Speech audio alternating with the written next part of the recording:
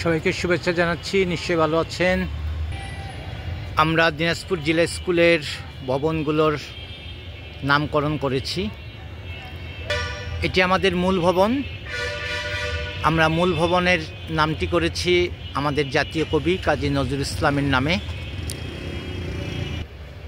এটা আমাদের বিজ্ঞান ভবন।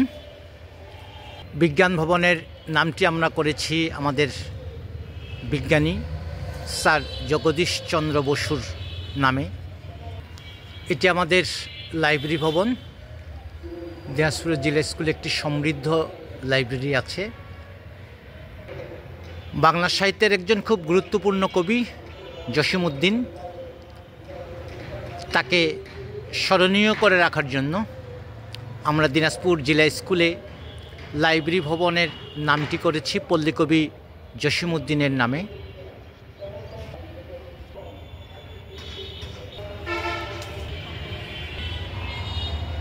এটি হচ্ছে আমাদের দিনাজপুর জিলা স্কুলের অডিটোরিয়াম, চমৎকার একটি অডিটোরিয়াম।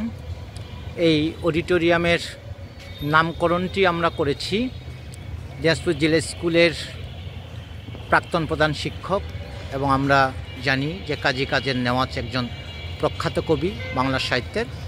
ওনার নাম অনুসারে, কবি কাজী কাদের নেওয়াজ নাম অনুসারে আমরা আমাদের এই অডিটোরিয়ামের নামটি করেছি। অনেক দিন পর হলেও আমরা এই উদ্যোগ নিতে পেরেছি, এই জন্য স্কুল কর্তৃপক্ষ এবং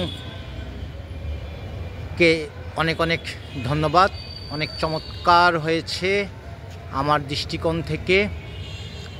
শোভাবর্ধন করছে, নামকরণ করা উচিত। এর মাঝেই শুধু নামকরণ না, এগুলো দিয়েও ছাত্রদের মধ্যে আগ্রহ থাকতে পারে। এই চারজনের নামে যে আমরা নামকরণগুলো করেছি তাদের সম্পর্কে পরবর্তীতে আমরা নেম ফ্লগ দিব, কিছু লিখে রাখবো আমরা ওখানে, তাদের জন্ম মৃত্যু, তাদের সাহিত্যকর্মগুলো।